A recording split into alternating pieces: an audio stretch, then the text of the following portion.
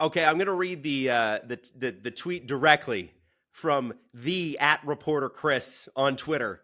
The Habs have acquired Patrik Laine and a 2026 second round pick from Columbus for Jordan Harris. There was no salary retained on the Patrik Laine trade with Montreal. Patrik Laine, now a Montreal Canadien. Chris Johnston, what do you know about this? I guess we start with Patrik and we start with the no salary retained. This is a big move. It is a big move, and it was one, I think, until the last few days. The Blue Jackets weren't sure if they were going to be able to make it just because of the $8.7 million on Patrik Laine's cap hit. They had a general unwillingness, I think, to retain salary in this move. And so, as the summer's gone along, obviously Laine's name has been out there. It's been well known that he wanted a change of scenery. But I don't know that Columbus was sure they were going to be able to find someone that would take his full salary. And finally, in the last few days, it became apparent that Montreal was willing to do that. And they managed to get this deal across the finish line. And so I think the fact that, from Montreal's end of it, they're getting a player that, still has, I think, an intriguing amount of potential of what he could be. And Columbus's stance, I mean, the fact that they've cleared his salary right off the books gives them the ability to maybe look towards other moves. But, that those two main points, I think, satisfied, what each team needed to make this deal happen. I want to talk about, obviously, the angles from Columbus and Montreal's perspective, but let's start with Patrik Laine himself because, Don Waddell was on overdrive with Brian Hayes because I think Noodles and Jeff O'Neill are off for the summer. And he said, listen, we want people that want to be Columbus Blue Jackets. Why do you think it was time for a change of scenery for Patrik? I think it was more about his life in that city, things that had gone on with him. Obviously, he was in the NHLPA Player Assistance Program for a good chunk of this last year. He's been cleared from that this summer. But, I think that there was parts of that environment that were not productive for him or not, triggering good thoughts. I mean, I think, it's sort of natural, I suppose, if you go through a tough time, which obviously Laine has on a personal standpoint, to want a fresh start. And so he's able to do that. So, I'm not privy to all of the exact happenings of what's led him to that point. But I think the fact that, the team has struggled, he went through some injury trouble, and then, he's had some personal issues as well that he's had to address here in the last few months. I think that all sort of came together and he'd come to the conclusion he wanted to move on before there was any change in management, with the coaching staff, which has happened this summer.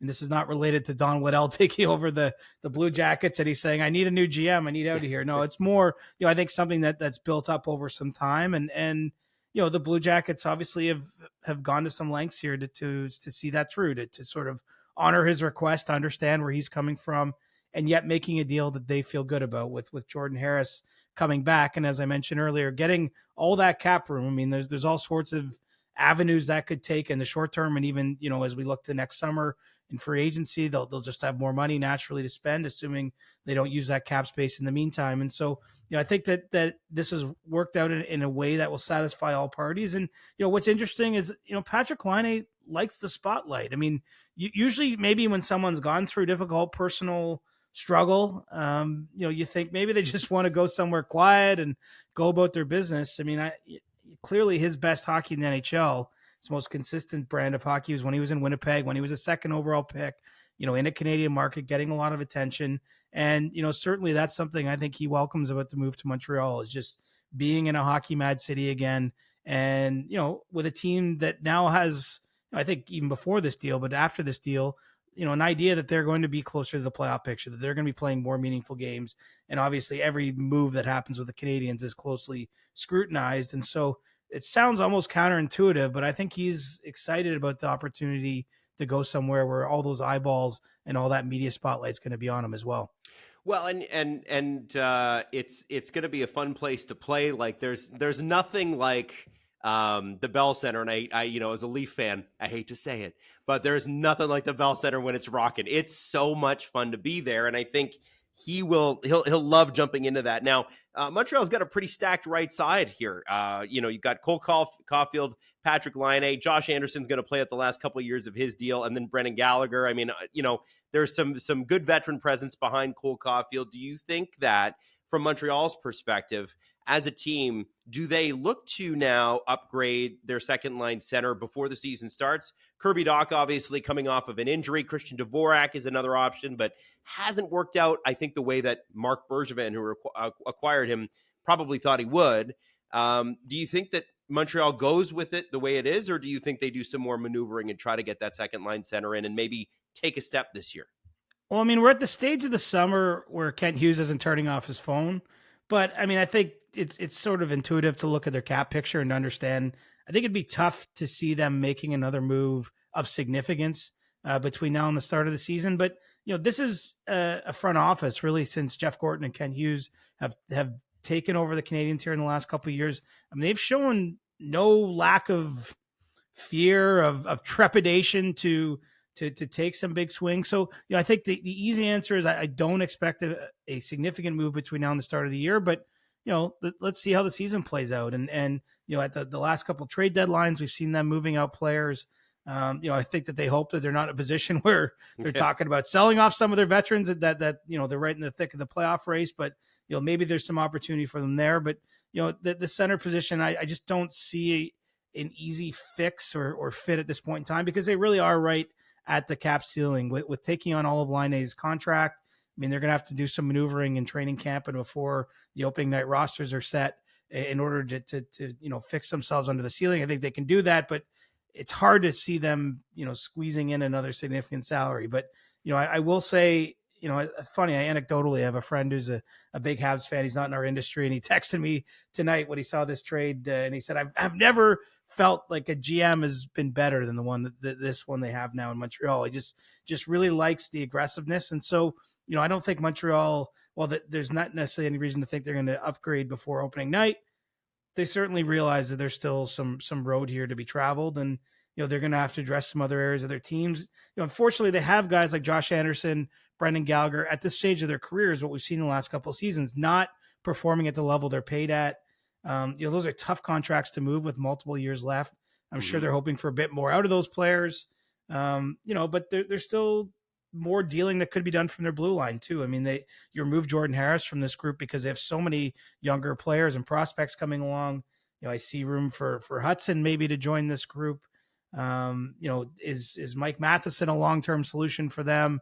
I think that there's definitely more pieces to be played, but this was the last big one, I suspect, of the summer, unless they really surprise me between now and the start of October.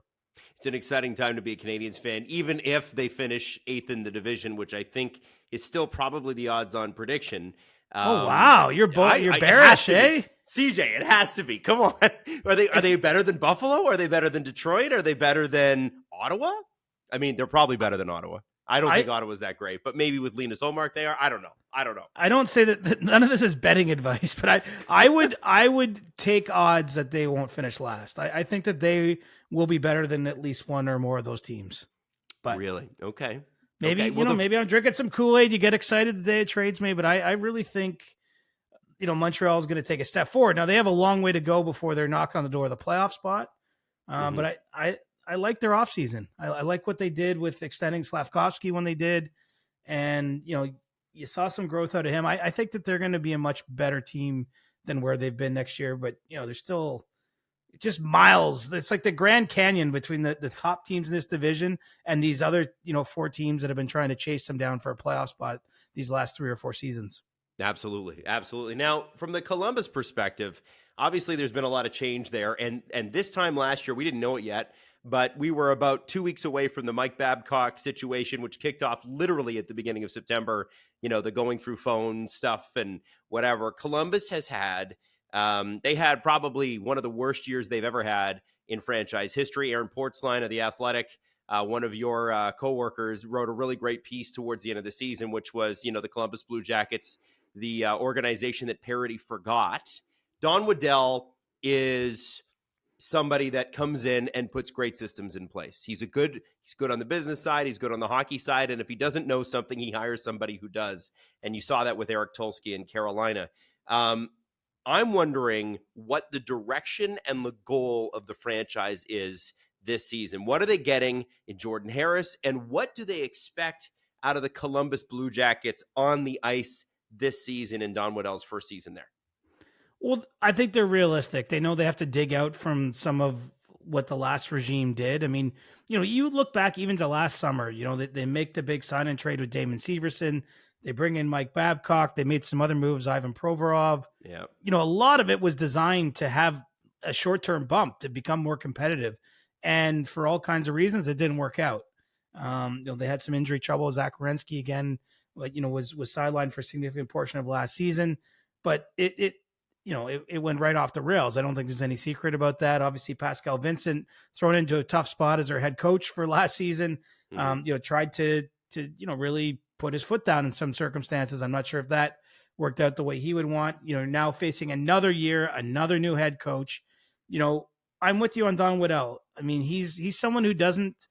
I say this with sort of actually the best way you could put this. He doesn't have to say it's my way or the highway. I think he's very much a collaborative leader, someone who will take different opinions and will take a creative look at how they can make the team better. But they're sort of 2 years away from being 2 years away when he steps in the door. And so I think they have very modest expectations for this coming season. But even doing something like taking $8.7 million off the books for this coming season and the next one for a player who didn't want to be in Columbus. You add Jordan Harris, who's a younger piece that will be part of their blue line mix. I mean, all these become incremental moves that you're trying to make towards getting back to being a team that can compete. And so, there's no reason to think that can't happen with good leadership over the next 3 to 4 years for the Blue Jackets. But, I don't see anything in the short term. I mean, they still have to figure out what they're doing with Elvis Merzlikins, their goaltender. And I know Don, has looked at him and said he was someone I wanted to trade for a couple of years ago when I was running the Carolina Hurricanes. So I think he wants to give it some time. But, I think they have to figure out what they really have. And I suspect we'll see at least 1 or 2 more trades like this line ideal, where you're basically moving out some of the players that have been there and trying to turn it over. Obviously, they're hoping to draft and develop well. So, I think reasonably in Columbus, it's going to take some time. But a move like this, if you're following a team that's sort of really underperformed and not showing signs of growth, you're hoping that this can be, positive steps in the right direction. And we see it in the NHL. It takes a long time sometimes when you bottom out. And that's where the Blue Jackets have been. They hope for better days ahead. But, at the end of the day, they're still taking a player off the roster. I mean, look, I think we can all cheer for Patrik Laine, the person, no matter what jersey he's wearing. Given how open he's been with his struggles, I think he wants to be a positive leader in the mental health space, coming out of what he's been through. But, in Columbus, they're still taking away a guy who put the puck in the net, not as much as they would have liked, but they haven't added another one in his steed here. And so, I'll be interested to see how they spend that new cap space and how things evolve. But I think this is just the start of a long project for Don Waddell. Chris, we don't often get the chance to do this, so I want to say thank you that on Monday, August 19th, you made time for an instant analysis SDPN trade video. I do appreciate it. You look tanned and rested, my friend. Yeah, I'm feeling pretty good. And it's been kind of an interesting August here. We've had, 7-10 days of some activity where we don't always get it in the NHL calendar. Yep. And so I'm happy to work when there's something to work for, if that makes sense. Like might have to call you again at noon tomorrow when we find out about Edmonton with Broberg and Holloway, because there's been no confirmation on that just yet. No, and my phone will be on. So whatever you need, my friend. Okay. Thanks, Chris. Appreciate it. Cheers.